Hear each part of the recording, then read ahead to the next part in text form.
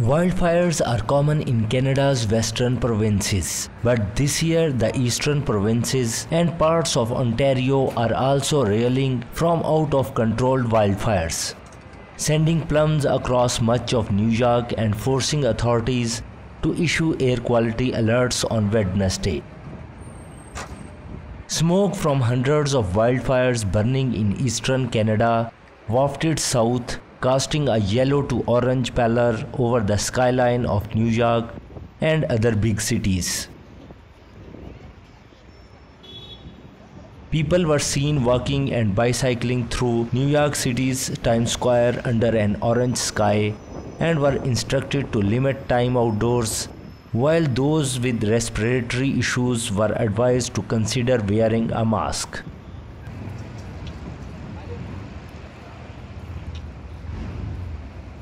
The smoke is crossing the US northern border from Canada, where wildfire season got off to an unusually early and intense start due to persistent warm and dry conditions.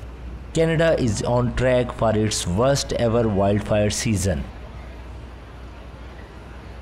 The air in New York and many other North American cities smelled like burning wood.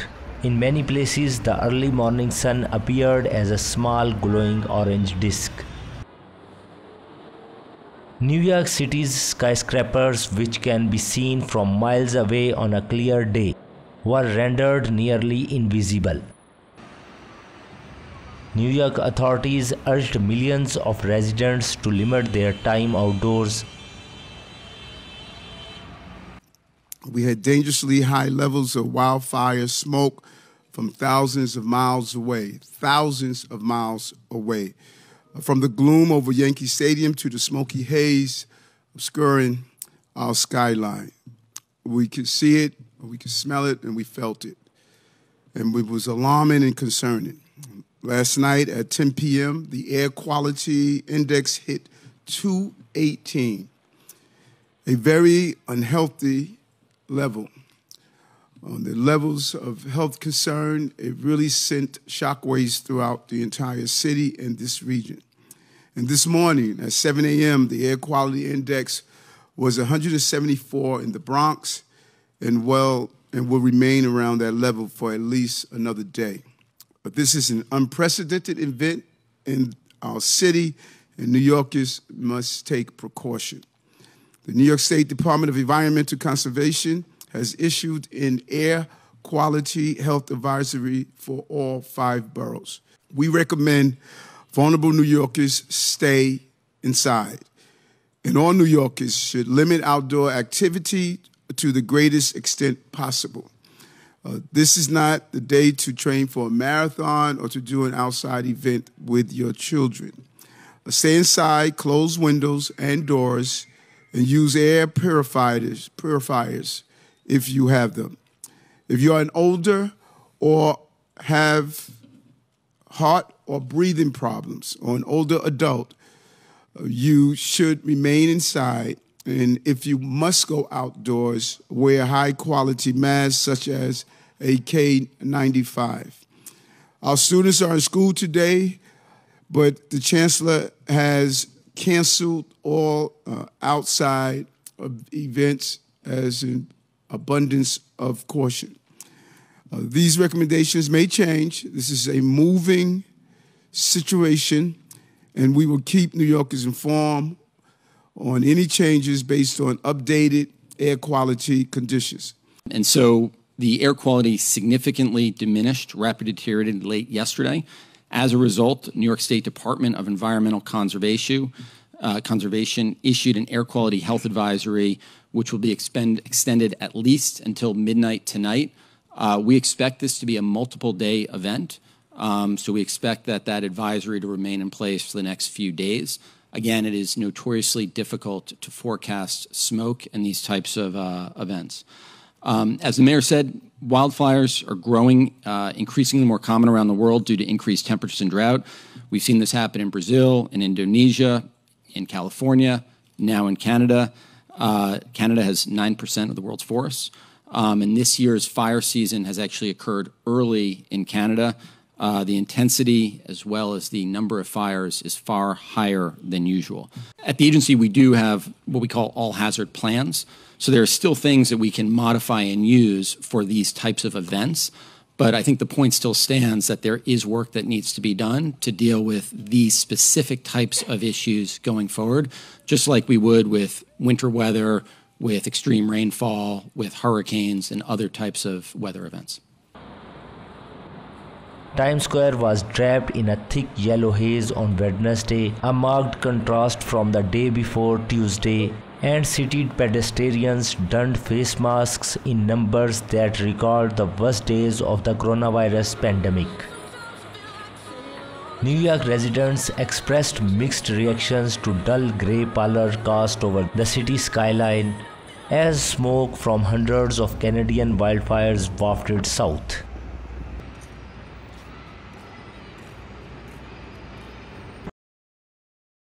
I'm not afraid for my health. It's probably hopefully it's a temporary thing. I mean, it's coming from Canada. Unfortunately, they have all these wildfires going on. If anything, I feel really sad for them that they're going through this situation. So, I mean, it's temporary. Unfortunately, my children had a great trip planned today, and it's further upstate, closer to Canada, and so they got canceled, so they have to stay inside. So that sucked, but yeah, I think we'll be fine. I feel very bad. At times I can't breathe. Yeah, it make breathing difficult. Yeah, I even scheduled for a road test for my driving license today, and it was cancelled. Yeah, I feel very sad. What about the haze? Well, I'm a little worried about it. I thought yesterday it was going to be a storm. I thought it was a storm coming in, and then we started seeing the air quality indexes. So today was it. We had a big debate before the kids went to school about should we be wearing masks today. All their activities are indoors today.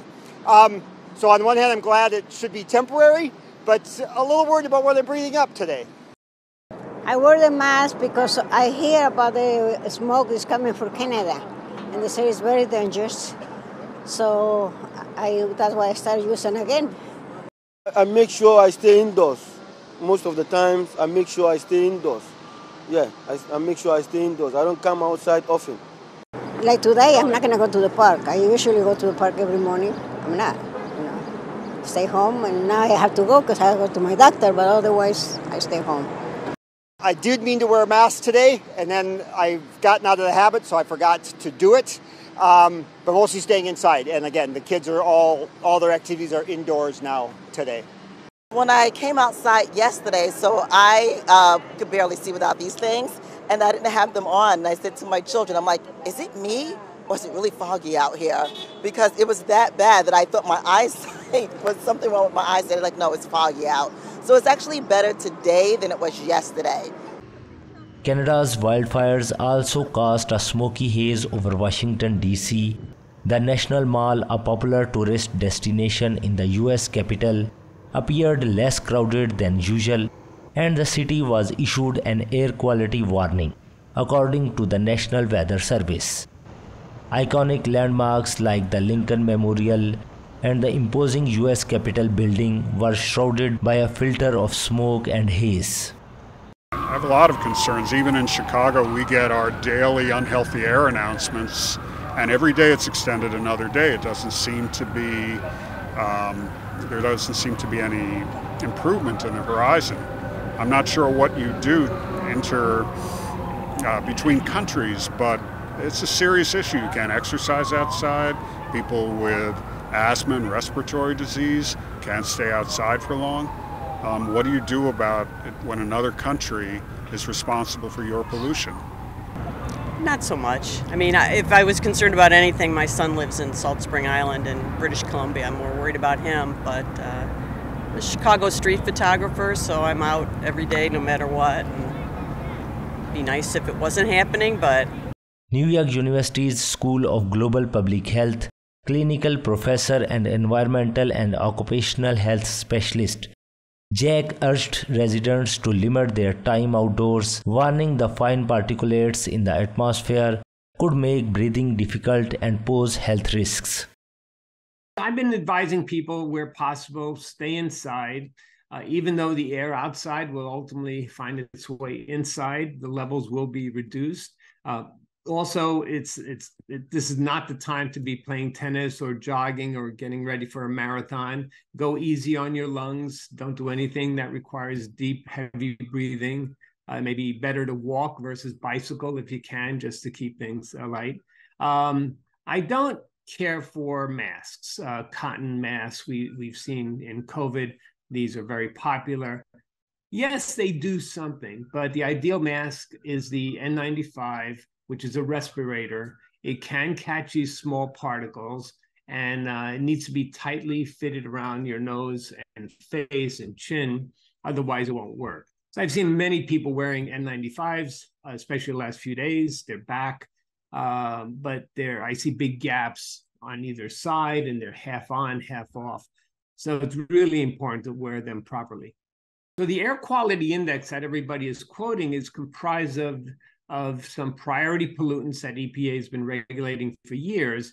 And the one that's dominating the index today is particulate matter. So these are very small particles, micron-sized particles that are generated whenever you're burning any carbon material. So whether it's a campfire or a cigarette or paper, that smoke that you see coming out is particulate matter, carbonaceous particulate matter. So the key here is there's a lot of it, and it's continuous. It's not just one little inhalation of a smoke. It's a continuous exposure. And our bodies are not good at catching those very small particles. They go right through our nose, right into our respiratory system, and will be impacted. The biggest hazard is to the younger populations, especially ones that their lungs are developing. So you have a child that may have a respiratory condition, an infant, 1-2-year-old. That's particularly serious because you could impair their respiratory development, and you don't want to do that. And of course, elderly that are already stressed with COPD or other diseases. This is just an added insult. That's what they call it, an added input. The numbers we're seeing today, the levels, which translate to between 100 and 200 air quality index, is in the unhealthy range. And that is slightly the numbers. I believe we were at 170 air quality index yesterday. That number has been reduced. I believe it's about 150 or so today. And all these weather apps sort of, give it to you. So it's actually very convenient. But it doesn't mean it's over, because the plumes they're big, thick clouds, and they're slowly migrating, and the meteorologists are actually tracking them and know when we're going to get another big, I don't want to say toxic plume, but another plume of this dark smoke coming into New York. So it's not over just yet. I think it'll be over when the winds change and when we get control of the fires. I do believe that events like this do have a climate link. And of course, the climate we know is changing. It's getting hotter. It's getting drier in some places and wetter in other places. It's been very fickle. And this will cause us to experience a wide range of events that we never were expecting. So in this particular case, it's very dry up there in Canada. And we have the change of the season. So we have the wind flows coming down into the New York area. And we are likely to see more of this. So every time we have a fire now, I think it's going to immediately, open our eyes and saying, hey, we have to get this thing under control and get people ready to react. I've been to some really polluted cities. So the reality is, the air levels we see today are like background levels in Delhi and Mumbai and Jakarta. Now, I don't think Americans want to hear that necessarily, but it's a good way to get other cities to say, hey, we need to clean up. If New York is freaking out with these levels, we're at this level all the time. About 3.8 million hectares have already burned, some 15 times the 10-year average, said Canada's Federal Minister of Emergency Preparedness, Bill Blair. As of today, there are 2,293 wildfires that have occurred in Canada. Approximately 3.8 million hectares have been burned. And across the country, as of today, there are 414 wildfires burning, 239 of which are determined to be out of control. Also, as of today, an estimated 20,183 people remain evacuated from their homes and communities. And while this is an overall reduction in parts of Alberta, Nova Scotia, and Quebec, where people have been able to return home, many are still displaced. And as fires continue to threaten their communities, we're working very closely with our provincial, territorial, and municipal partners and First Nations partners to ensure that we provide support to those who have been evacuated. We have also seen continued impacts to critical infrastructure in Quebec, such as roads and rural closures, telecommunication interruptions, and high-voltage power lines being threatened by the growing fires. I want to assure Canadians that all orders of government are working closely together, including with our Indigenous partners, to ensure a coordinated and effective response. It's all hands on deck, and it's around the clock. Have we reached the point where we have the worst year now? In terms of wildfire? I think certainly we're off to a very, very difficult start, and the amount of hectares that have been burnt in this country exceed recent memory in our records. And so, yes, in that context, I think it has been the worst year, although we've been very fortunate so far this year. There's been no loss of life. There has been what we call wildfire interface, where it's impacted on communities and people have had to be evacuated. But by a number of different measures, certainly this has been one of our most challenging years on record. And what we are seeing, particularly today, with the wildfires that are taking place in Quebec, the smoke impact, the impact on the air quality, not just in Canada, but right across the eastern portion of North America, is very significant. I think by all measures, this is perhaps the worst year that we have experienced with wildfires as long as we've been keeping records. An unusually early and intense start to wildfire season has set Canada on track for its worst ever year of fire destruction, as warm and dry conditions are expected to persist for months. And I want to thank right now all the families of firefighters, of first responders, of CAF members who put themselves in harm's way to protect, serve, and save Canadians from coast to coast to coast. I want to recognize the air quality statements that have been issued by Environment Canada because of wildfire smoke. People across the country are being affected. We're seeing vulnerable people at risk, outdoor events cancelled, kids having to be kept inside at recess. I can't help but think, from my conversation with Liam yesterday to conversations with my own kids, the past few years have been challenging for kids. Whether it was through the pandemic, whether it was readjusting to school, whether it's now dealing with wildfires that have everyone really worried, and smoke that's preventing them from going to play outside. I want to thank kids for continuing to play safe, to be safe, and to help around the house and to help their families get through these scary times, including all the kids who can't return to their homes all the way across the country. While wildfires are common in Canada's west, there are blazes in nearly all of the country's 10 provinces and territories, with Quebec the worst affected at present.